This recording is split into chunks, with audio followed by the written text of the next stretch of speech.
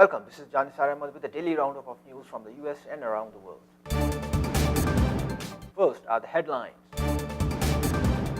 Retailers across the US are offering some hefty online promotions this year to get people picking.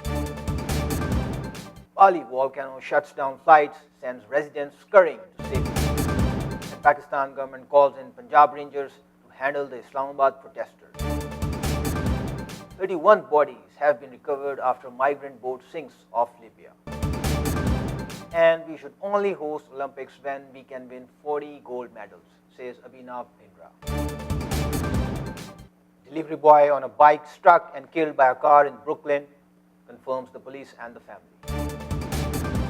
Domestic abuse counts among 10% of London's crimes. And now the details.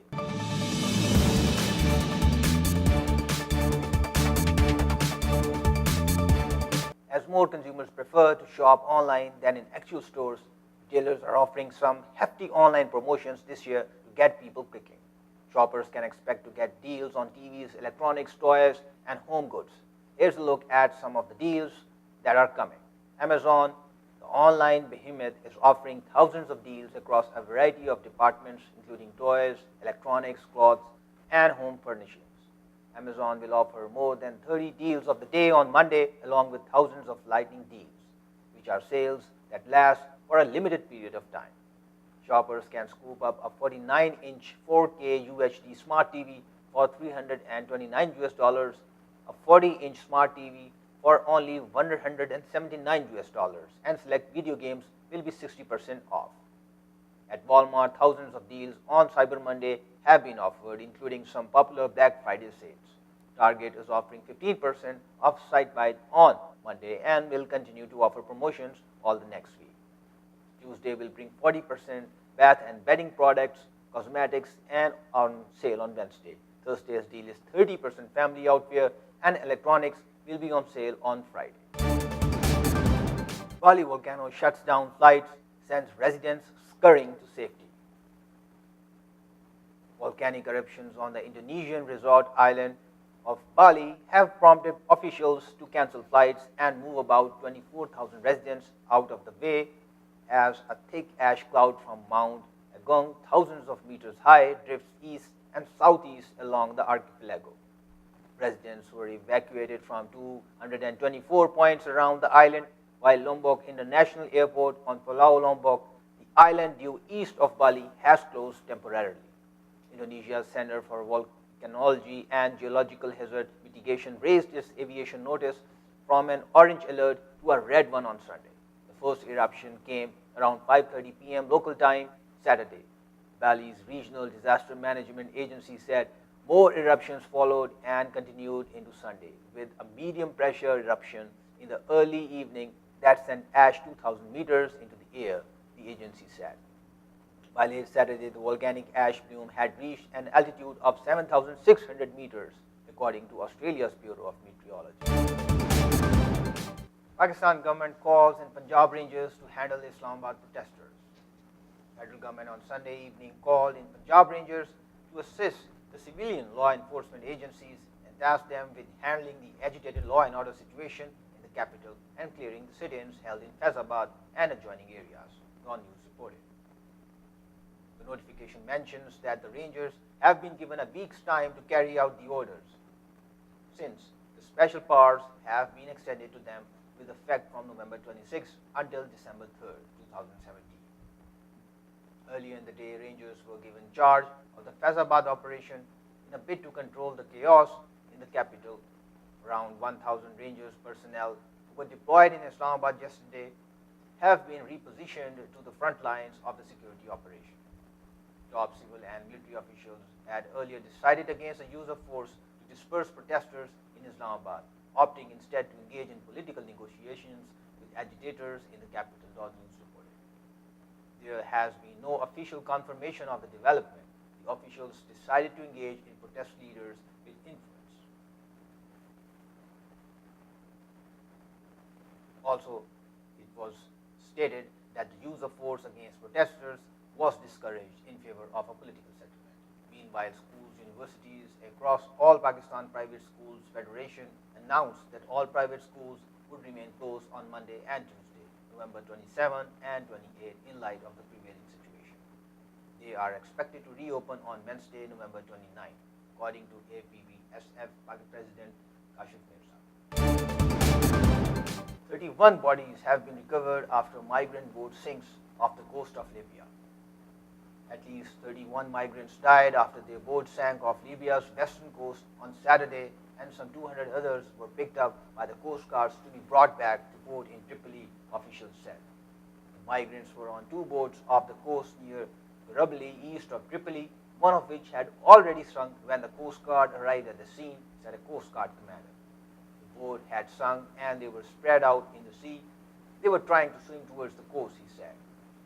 There were about 60 people who we were able to save because they were clinging to the remains of the boat. Another 140 migrants were picked up from the second boat, he said. The dead, including the number of children, were brought back to Tripoli naval base where they were unloaded in white body bags. Libya is the main departure point for mostly African migrants trying to cross into Europe. Smugglers usually pack them into flimsy inflatable boats that often break down or sink. Most migrants are picked up by international vessels and taken to Italy, where more than 115,000 have landed so far this year, although an increasing number are intercepted by Libya's European-backed coast guards and return them to North African countries.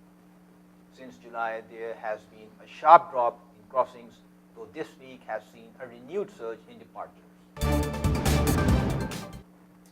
Beijing Games gold medalist Abhinav Bindra believes that India hasn't reached the stage where it can host Olympics, and the country should only think about it when we are confident of winning at least 40 gold medals. Speaking at the 2017 Times Festival in the national capital on Sunday, India's only individual Olympic gold medalist said that he is personally against the idea of hosting the quadrennial event at this point. I am quite against having an Olympic game at this stage in India, Bindra said during the interaction. Our system is not ready to absorb that. It can have some positive benefit in terms of creating infrastructure for the city, but frankly, if we need to build an airport or metro, we can do that without the games. Bindra didn't mince words when expressing his views on the role of sports in the country.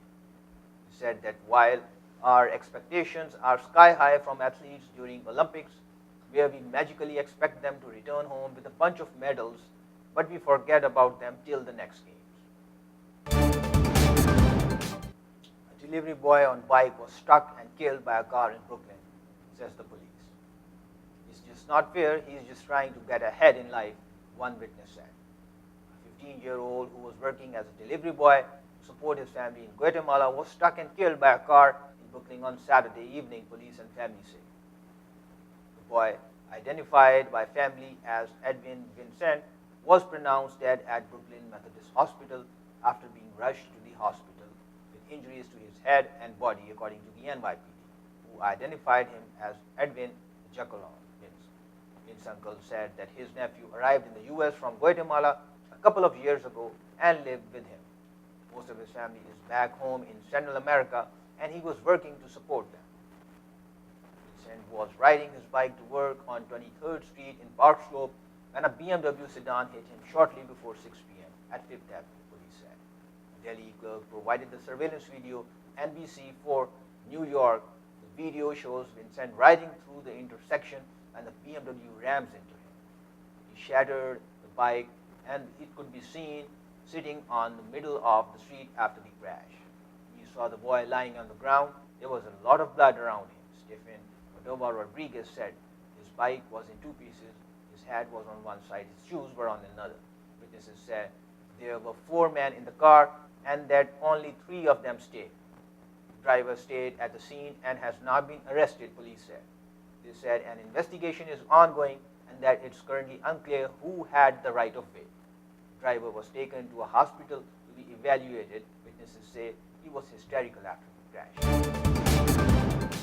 And domestic abuse consists of 10% of London crimes, figures show. Domestic abuse accounts for 1 in 10 offences recorded in the capital, London Assembly figures show. A cross-party group from the authority has called on the government to create a register of convicted domestic abusers. Assembly figures also show there has been a 15% increase in domestic abuse victims from 2014 to 2016, with 4 in 10 survivors repeat victims. However, spending on domestic abuse services in London has fallen, with figures show a 38% fall in spending by London boroughs on domestic abuse services between 2010 and 16. Then Wall Labour Assembly member for Livingston said, domestic violence and abuse is increasing. We need something extra to give some added strength to help police manage offenders and also to manage the risks. And thank you very much for watching. Watch us at www.millenniumtv.org and do drop us a line at info@millenniumtv.net. This is John Saramal signing off from Millennium TV USA. We are bridging communities worldwide.